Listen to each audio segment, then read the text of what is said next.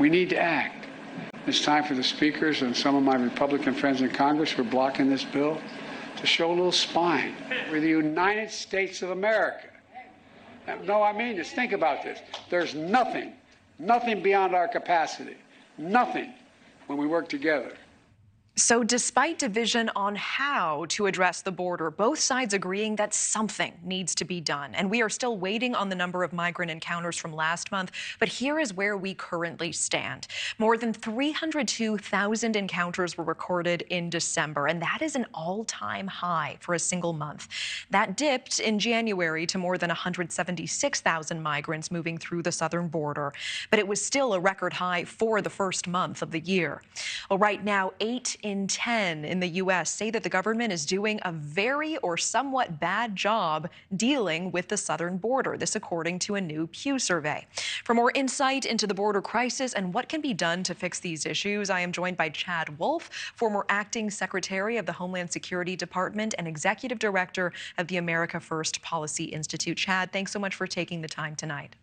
Well, thanks for having me. So we just mentioned these new numbers, the overwhelming majority of Americans disapproving of President Biden's handling of the border. We know immigration is becoming a bigger issue in the upcoming 2024 election. Do you think this is why the president took this trip to Texas? Well, absolutely. I think if you look at Iowa, New Hampshire, and all the states that are doing, voting at the moment, immigration continues to be at the very top. So I think that's why you both had President Biden and former President Trump visiting different parts of that border this week. They know that this issue is important to the American people, and the American people want to see solutions. They want to see a crisis that's been raging now for 3 years. They want it to come to an end, and so they are anxious, and I think they're very interested in what both President Biden and former President Trump have to say about this. You know, the president focused on the bipartisan border bill in his remarks, and we heard him putting some blame on Republicans for not working with him to pass this immigration legislation. What do you make of this? Yeah, I think it's a little bit of a red herring. Look, I've been very critical of that bill. It's a flawed bill.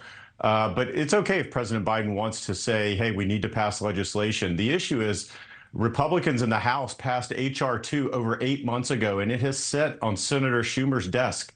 So if they want a border bill, they can take that up and they can pass it and it can be signed into law probably in a matter of days. They haven't done that. So this idea that Republicans don't want to solve the problem because of politics or election year, it's just not true. They passed a bill 8 or 9 months ago. They want to see it solved, and that H.R. 2 encapsulates or enshrines a lot of the successful policies of the previous administration. It was rumored that Biden was considering taking executive actions to take control of the southern border. No announcement on that on Thursday. Why do you think he is not taking this route? And in your opinion, should he? Well, it's a great question. Absolutely, he should.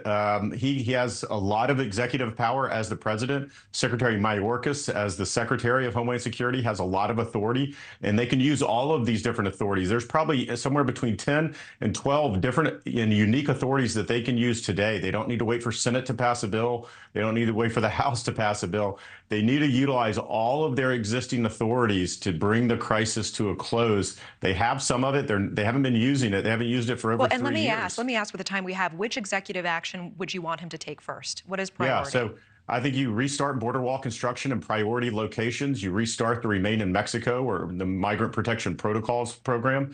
You can take 212F authority, which allows you to return aliens, classes of aliens back across the border. There's a variety of different authorities he can use to say it's not going to be business as usual. And probably another important one is you have to start deporting and repatriating more and more of these individuals. And that will start to send the signal that it's not okay to break the law. It's not okay to file a bogus asylum claim.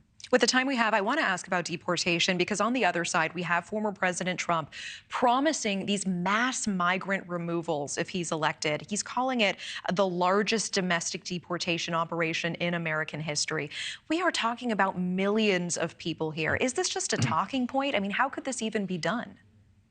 I don't think so. I think the idea of deportation, or the term deportation, has become an ugly word. It shouldn't be. It's an integral part of our immigration system and immigration enforcement.